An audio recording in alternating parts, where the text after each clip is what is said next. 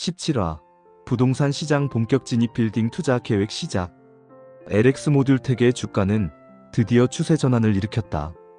조정 하락으로 휘청였던 차트는 서서히 바닥을 찍고 기관 매수세가 들어오며 우상향의 기울기가 만들어지고 있었다. 며칠 동안 수익률 115%, 6억 7천 수익의 현수는 눈을 떼지 못했다. 상승은 조용히 오는 듯 하다가 순식간에 현수를 끌어올렸다. 그리고 다음날 오후 수익은 9억 3천만 원 새로운 숫자를 찍었다. 전생에서 단 한 번도 보지 못했던 선명한 자산 그래프가 부드럽게 위로 뻗어 있었다. 전생에 자신의 한계를 초월한다는 감각이 가슴 깊은 곳에서 조용히 일어났다. 하루 종일 상승장에 도취해 있던 현수에게 도연이 전화를 걸어왔다. 오늘 시간 돼? 중요한 얘기 좀 할게. 도연의 목소리는 평소와 많이 달랐다. 마치 이미 준비된 답을 들려줄 사람처럼. 밤 9시 둘은 대학 근처 조용한 카페 구석에서 마주 앉았다. 도연은 태블릿을 켜더니 익숙한 지도를 불러왔다. 현수, 너 자산이 10억 가까이 됐지? 네, 오늘 찍었어요. 도연은 고개를 끄덕이며 말했다. 좋다. 그럼 이제 다음 과정을 밟아야 할 때다. 그가 펼친 건 상가지도, 그 중에서도 눈에 띄는 건 서울 근교의 작은 건물 사진들이었다. 형, 이거 부동산이잖아요. 그래, 이제는 주식뿐 아니라 포트폴리오를 넓혀야 돼. 도연은 커피를 내려놓고 현수를 바라보았다. 넌 이미 주식에서는 1차 검증을 통과했어. 근데 자산 20억을 뛰어넘으려면 단순히 주식 수익률로는 한계가 있어. 수익률은 시간이 지나면 자연스럽게 줄어든다. 기업 성장도 한계가 오고 조정도 반드시 오지. 도연은 화면을 넘기며 말했다. 그래서 진짜 부자들은 결국 부동산을 가진다. 그 말의 무게는 현수도 직감적으로 이해했다. 전생에서 그는 부동산에 도전조차 하지 못했었다. 정보도 없었고, 돈도 없었고, 용기도 없었다. 하지만 이번 생은 다르다. 현수는 조용히 물었다. 형, 제가 할 수 있을까요? 도연은 웃으며 말했다. 넌 벌써 준비돼 있어. 도연은 지도에서 한 구역을 확대했다. 지하철 역세권이지만 주변에 큰 개발은 없었던 소규모 주거상업 복합지역. 여기서 우리가 노릴 건 씨앗 건물. 씨앗 건물? 보통 7억대에 거래되는 3층짜리 소규모 상가 건물 자체로는 큰 수익이 안 나. 근데 도연은 화면을 탁 하고 넘겼다. 이 동네는 3년 뒤 개발 계획이 터져. 개발 확정이요? 아직은 비공식 단계지만 거의 98%다. 관계자 통해서 이미 정보 흘러왔어. 현수의 손끝이 떨렸다. 전생에서 분명히 기억하고 있다. 그 지역은 불과 몇 년 뒤 재개발이 시작되며 모든 건물 가격이 폭등했다. 맞아, 여기야. 전생에서 내가 군대 있을 때쯤 미친 듯이 올랐었지. 도연이 말했다. 우리가 할 건 단순해. 저평가된 소규모 건물 매입 리모델링 또는 임대 조건 개선, 개발 발표 시 시세 차이 극대화. 나랑 같이 들어가자, 현수. 현수는 가슴이 빠르게 뛰었다. 드디어 올 것이 왔다. 주식 투자만으로는 얻을 수 없던 완전히 새로운 판. 형, 혹시 필요한 금액은? 도연이 손가락 4개를 펼쳤다. 최소 4억. 현수는 남은 잔고를 떠올렸다. 현자금 9억 3천, 여유분 3억을 빼고도 충분히 들어갈 수 있는 금액이었다. 도연은 덧붙였다. 근데 들어가기 전에 하나 준비할 게 있어. 뭔데요? 너 부동산을 진짜로 볼 줄 알아야 한다. 그날 밤 도연은 갑자기 자리에서 일어났다. 일어나, 지금 바로 가보자. 지금이요? 그래, 투자는 책으로 하는 게 아니라 발로 하는 거다. 둘은 곧바로 차를 타고 해당 지역으로 향했다. 밤 10시 거리는 적막했지만 곳곳에서 리모델링 중인 상가, 빈 상가에 붙은 임대 안내문들이 눈에 띄었다. 도연은 골목을 걷다 하나의 건물 앞에서 멈췄다. 여기 봐. 현수는 건물 외관을 살펴보았다. 외벽은 오래되고 간판은 낡아 있고 1층 한 칸은 텅 비어 있었다. 언뜻 보면 별로지? 네, 솔직히 좀 망해 보이는데요. 도연이 웃었다. 그래, 딱 그 반응이 좋아. 그는 손가락으로 건물 측면을 가리켰다. 근데 저거 보여? 남쪽 채광, 건물 뒤 주차 공간 확보, 배관은 최근 교체했고, 이거 무엇보다 도연은 간판을 가리켰다. 2층 세입자가 5년째 버티는 카페야. 세입자가 오래 버티는 건 그만한 이유가 있어서다. 현수는 건물을 다시 바라보며 특유의 분석 모드로 들어갔다. 그리고 느꼈다. 겉은 낡았지만 구조가 좋았다. 개발이 들어서면 가장 먼저 리모델링 대상이 될 가능성이 높았다. 가격이 싸겠네요. 도연이 고개를 끄덕였다. 맞아, 이 건물 8억 후반대. 현수의 숨이 멈췄다.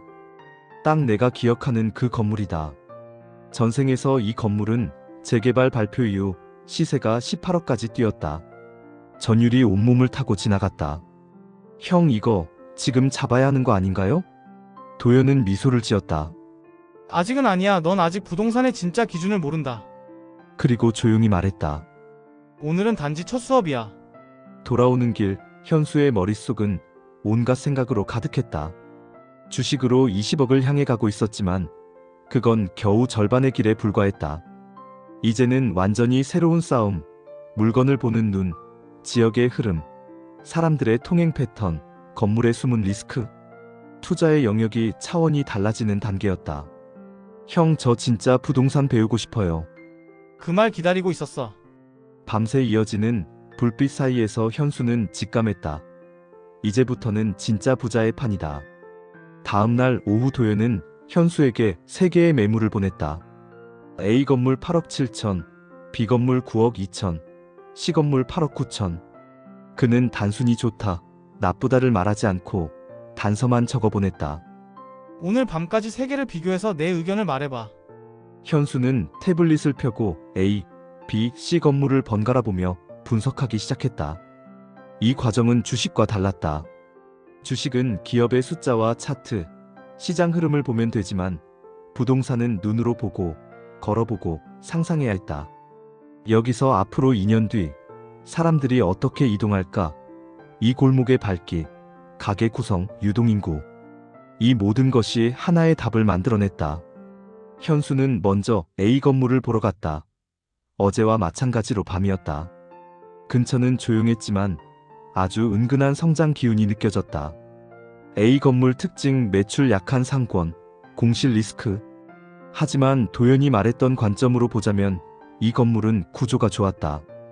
뒤쪽에 주차가 가능했으며 전면 유리 교체만 해도 건물 분위기가 확 바뀔만 했다. 게다가 가장 중요한 건 이 건물 바로 앞에 도로 확장 예정지 표지가 붙어 있었다. 현수는 그걸 보자 몸이 전율했다. 도로 확장되면 이 자리가 완전히 노출될 것이다. 임대료도 오를 테고. A 건물은 불안하지만 대박 터질 가능성이 가장 높았다. 두 번째 매물은 B 건물 상권은 확실히 A보다 좋았고 유동인구도 훨씬 많았다. 하지만 너무 안정적이었고 너무 완성되어 있었다. 투자자 입장에서 건드릴 틈이 없었다. 개발 발표가 나도 오르는 폭은 제한적이다. 전생에서 재개발 때 가장 크게 오른 건 낡고 저평가된 물건이었지 이미 임대가 잘 잡힌 건물은 아니었다. 현수는 고개를 저으며 메모했다. 안정적이지만 수익폭 적음, 리스크는 적지만 성장폭이 제한적. 투자자라기보다 연금형 건물을 찾는 사람에게 어울리는 물건이었다. 마지막은 C건물. 겉으로 봤을 때는 가장 흥미가 없는 건물이었다. 건물 외벽 낡음, 창문 규격 제각각, 간판 난잡. 1층 미용실 매출 저조, 2층은 아예 닫혀있음. 현수가 볼 때는 3개 중 가장 망한 건물이었다. 이 동네 여기, 내가 기억하는 그 건물인가? 전생의 흐릿한 기억 속에서 이 골목이 재개발될 때 가장 먼저 부수어진 건물이 바로 이 근처였다. 그리고 어느 날 이 자리에 대형 프랜차이즈 1층 상가가 새로 들어오면서 큰 갈아엎기가 시작됐었다. 설마 이게 그 건물이었나? 확신은 없었다. 하지만 느낌이 묘하게 기시감과 맞아떨어졌다. 현수는 새 건물의 분석을 끝내고 도연에게 연락을 했다. 10분 뒤 도연은 카페로 들어왔다.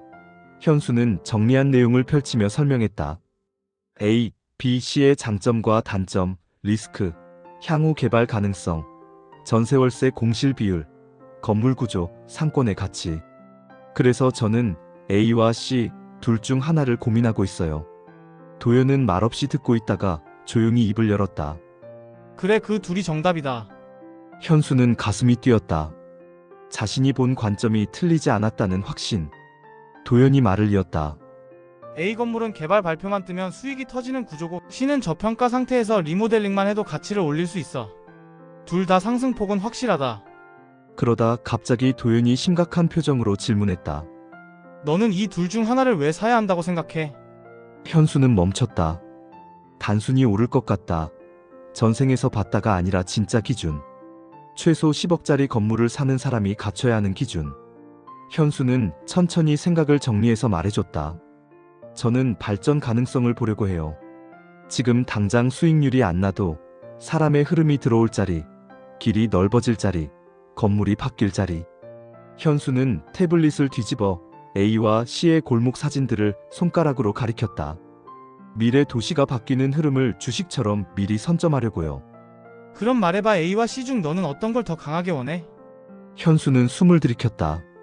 전생의 기억은 C였지만 확실한 개발 예정지는 A였다. 미래를 믿을지 정보를 믿을지 고민되는 순간이었다. 그 선택은 단순한 투자 선택이 아니라 현수가 어떤 투자자가 될지 결정하는 순간이었다.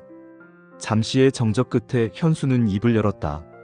전 A 건물을 선택하겠습니다. 도연은 묵묵히 고개를 끄덕였다.